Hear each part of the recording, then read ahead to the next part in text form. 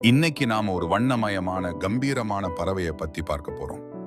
வானவில் நிறங்களில் மின்னும் தோகை, கம்பீரமான நடை மற்றும் மயக்கும் நடனம்னு இந்தியாவின் தேசிய பறவையான இந்த அழகுக்கு அழகு சேர்க்கும் பறவைதான் மயில். ஆண் மயில்களுக்கு மட்டுமே பிரம்மாண்டமான கண்கவர்வால் இறகுகள், மயில் தோகை இருக்கும். இவை 6 அடி வரை நீண்டு வளரும். இனப்பெருக்க காலத்தில் பெண் மயில்களை கவர விரித்து அழகாக ஆடும். மயிலின் தோகையில் உள்ள கண் வடிவங்கள் வெறும் அழகுக்காக மட்டுமல்ல, அவை ஒளியை அற்புதமாக பிரதிபலிக்கும் நுண்ணிய அமைப்புகளை கொண்டிருப்பதால் அந்த பளபளக்கும் நிறங்கள் உருவாகின்றன.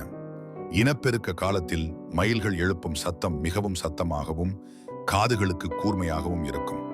இந்த அழைப்புகள் துணைகளை ஈர்க்கவும் அருகில் இருக்கும் வேட்டையாடும் விலங்குகளை எச்சரிக்கவும் பயன்படுகின்றன.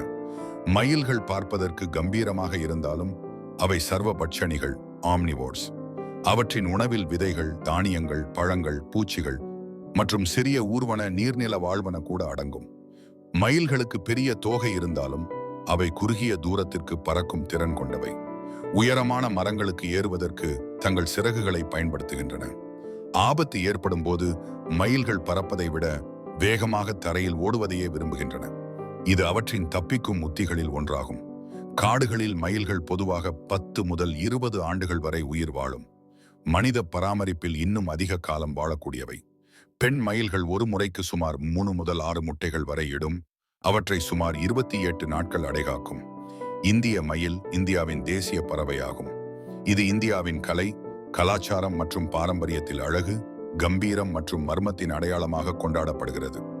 மயில் குஞ்சுகள் பிறந்தவுடன் மிகவும் சுறுசுறுப்பாக இருக்கும். தாய் மயில் அவற்றிற்கு உணவு தேடவும் வேட்டையாடுபவர்களிடமிருந்து தங்களை பாதுகாத்துக் கொள்ளவும் கற்றுக் கொடுக்கும். இந்த மாதிரி இன்னும் நிறைய விஷயங்கள் தெரிஞ்சுக்க மறக்காம லைக் பண்ணுங்க, கமெண்ட் பண்ணுங்க, சப்ஸ்கிரைப் பண்ணுங்க.